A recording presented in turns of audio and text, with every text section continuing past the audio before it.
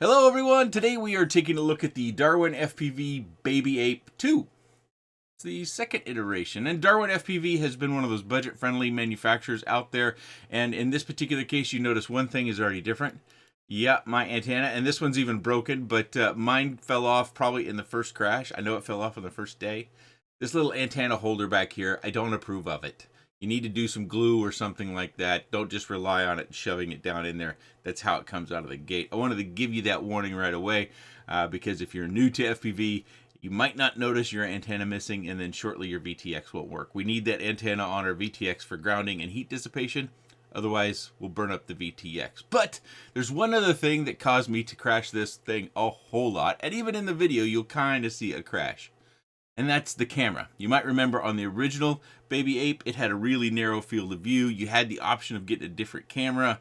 And this one, the field of view isn't as narrow as the original, but it's different enough to where it was causing me flight difficulties. I was hitting things, I was swinging out wide, and you'll see some of this in the flight video. So let's get down and cover the hardware specs, and then we'll get rolling on the flight. Before we jump into the specs, there is a 6S version that is available, as well as with the RunCam link in 4 and 6S as well. So if you fly the Vista, you have the older original DJI goggles. You can fly with those. Maybe it came with the goggles too. I haven't tested it out myself. This is the 4S version, so I've got 1504. 3600 kV motors. Props are the HQ T 3.5 by 2 by 3 GR-PC. Mouthful. So the VTX is a 600 milliwatt VTX. Of course, it's power switchable from lower power levels all the way up to 600. Flight controller right in here has the micro USB connector, and it's just an F411 with an MPU 6500 ATT 456E, whatever that means. And we've got a 30 amp ESC down here that can take up to 6S, and you can see they've got some sort of glue or cement in there that's supposed to provide some waterproofing. I did not test the waterproofing on this at all. This is a look at the camera, and it's also supposed to be waterproof. Again, I didn't test that part. Super hard to see, but right there is a traditional buzzer. Some of us old school guys remember when our quads had buzzers on it. So this has got that. Got the DarwinFPV battery strap, along with a texturized rubber battery mat. That's good. These heat shrink on the arms to keep the LEDs and the motor wires down. I did use an Express LRS with a T-style antenna, so it goes in here quite nicely. Oddly enough, they included this foam pad so that it'll sit fairly flat when you're on the flat surfaces. Otherwise, it would teeter and totter without this. And mine did stay on through all my crashes. Battery connector is an XT30, if you were wondering. As per usual, accessories are fairly light. Got an extra battery strap, some zip ties, 2 of those little foam bumper things for the rear, and a smattering of extra screws. We also get a user manual, which is actually fairly detailed and in color. It only comes with 1 set of props, so you'll want to get more. And mine had 2 full sheets of stickers. Without a battery, it weighs 39.5 grams. Like I said, I flew it on this 650 milliamp 4S battery, which brings the weight to 208 grams, almost 209. Carbon fiber arm looks to be 3.5 millimeters thick, and if you're curious, I'm getting almost 9 millimeters wide. The tail section bottom plate is 1.5 millimeters thick. The side carbon plates around the camera are 2 millimeters thick. Top plate is also 1.5 millimeters thick. And the very bottom plate that extends to the front nose is 2 millimeters thick. Motor post to motor post, it's just a touch more than my calipers, so let's say 157. Okay, wind details. It's relatively light wind, so that's a good thing. It's not blowing a gale. I'd say it was just a touch over double digits, so I'll buy my notes if I look. It is 11 miles an hour, almost at 11 degrees. You may got a good look at that camera while we were sitting on the table before we took off. It is a different sort of camera. That has been one of the places that I have always noted that DarwinFPV has kind of shaved some of their costs is by going with older cameras.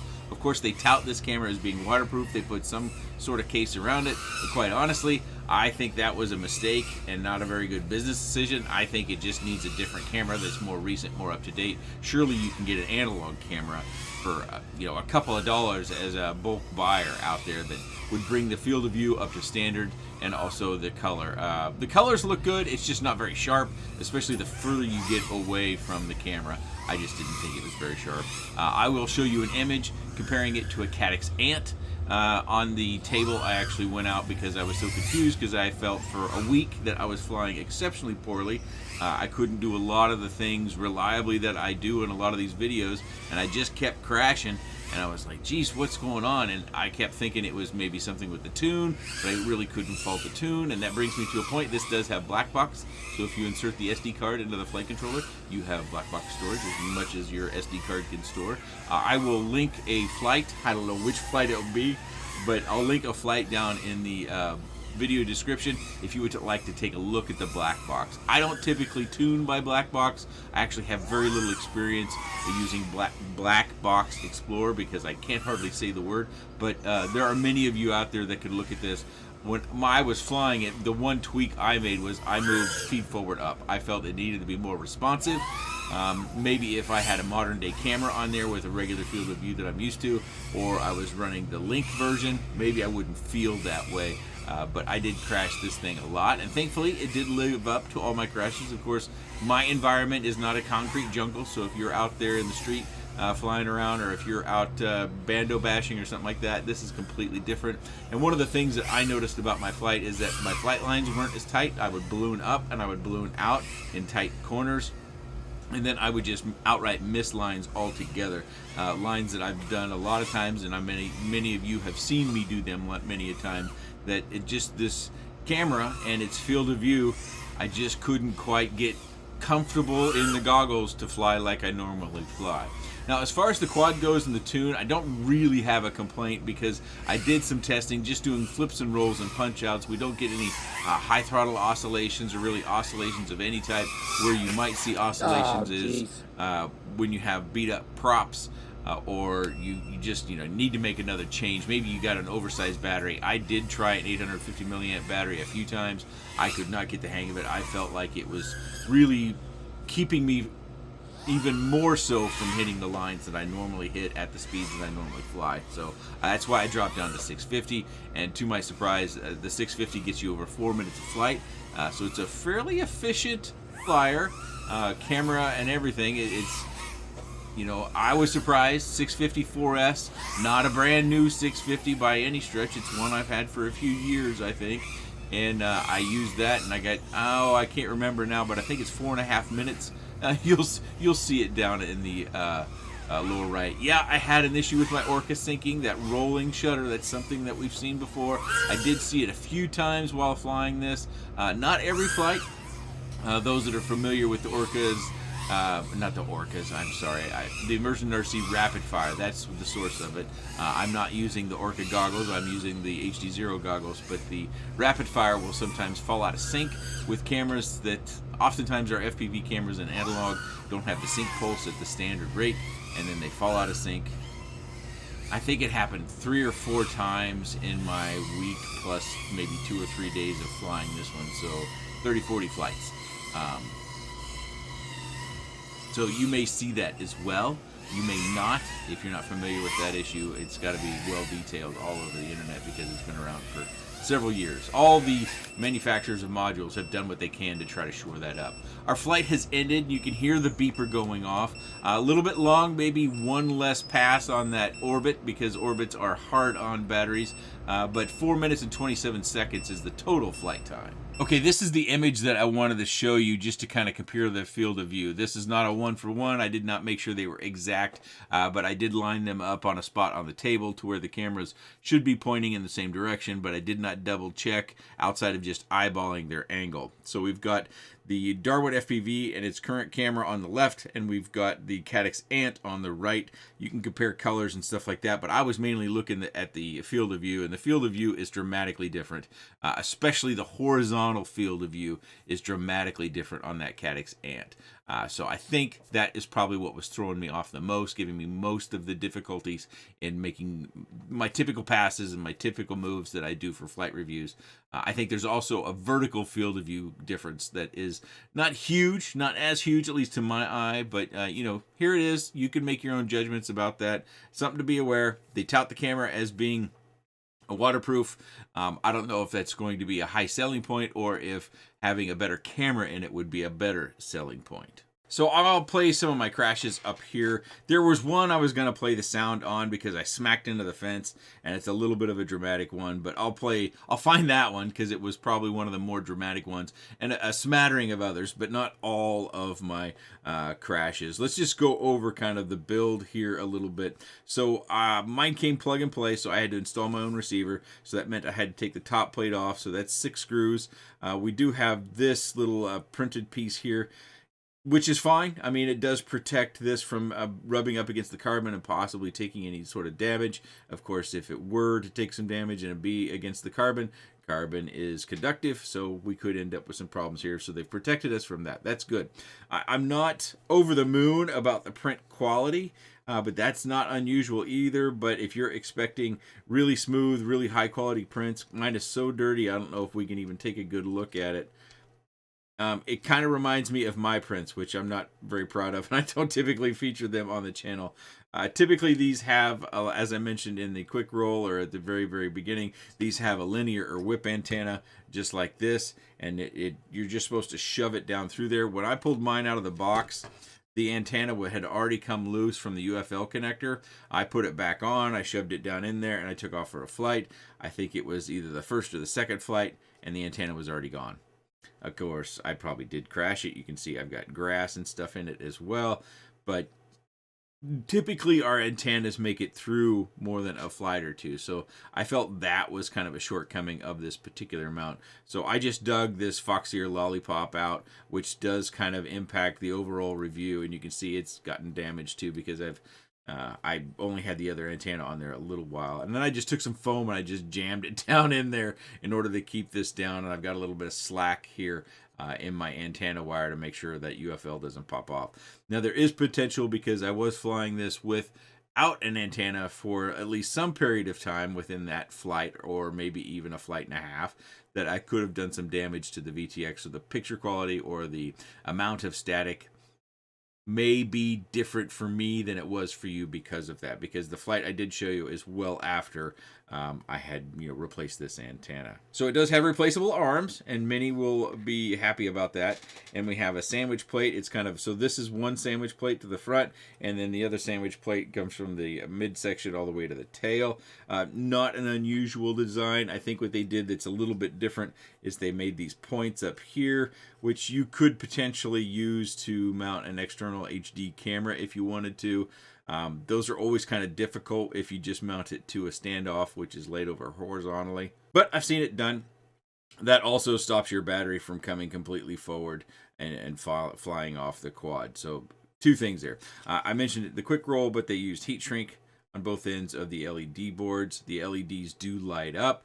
The rear ones are currently set for like a yellow, and the front are more of a clear or bright white, as you can see there. They come on when they're armed, so if you're not armed and you don't see the lights, that's why. Of course, you can change that if you want to, I think. No, it's going through the ESC, so it's going to be arms. When the motors are spinning, you're going to get your colors.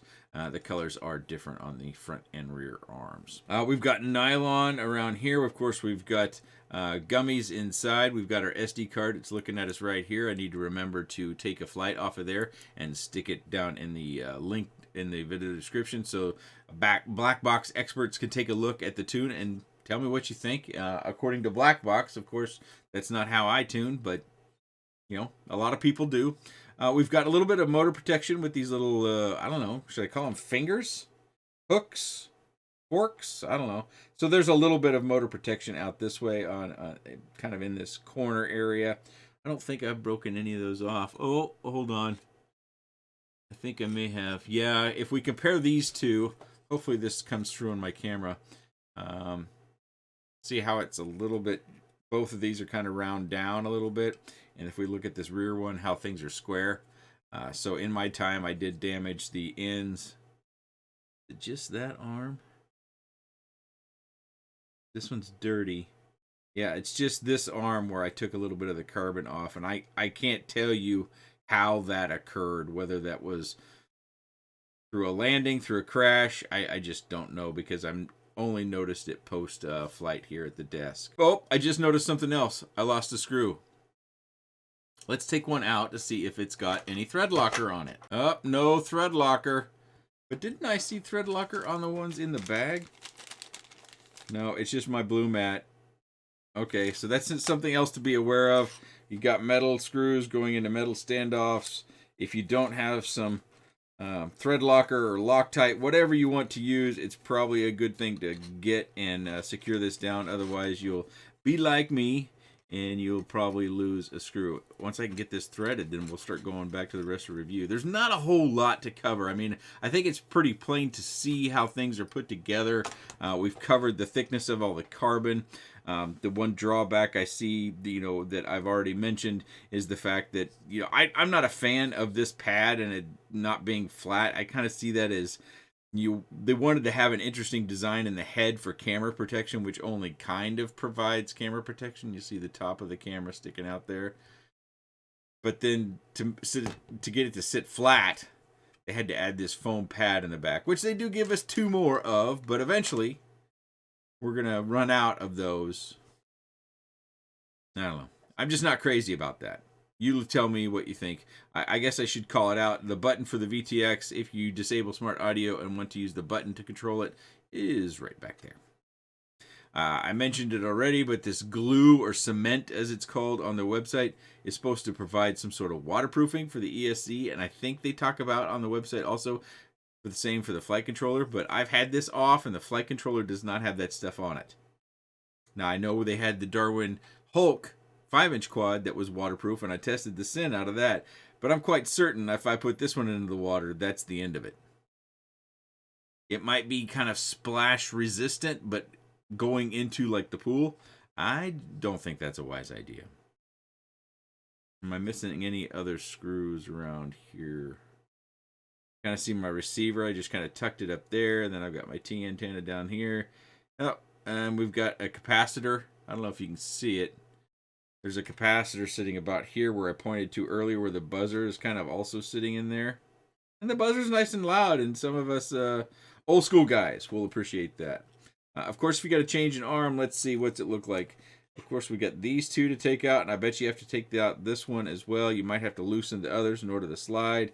And then you've got some soldering to take care of, whether you're going to replace it with one with more of the LED lights in line or not. That's up to you, but so you're going to have to take out at least 3 screws or maybe loosen a few others in order to slide that out for your arm replacement. But at least if you break an arm, kind of like I have, hopefully not worse, you do have the option of replacing it yourself. Let me look at the website to see if they even sell it. So at this moment, I'm not seeing arms or even really parts listed on the DarwinFPV website for the BabyApe 2. And also something that I noticed is their pricing on the DarwinFPV website is dramatically different than I found on the Banggood website.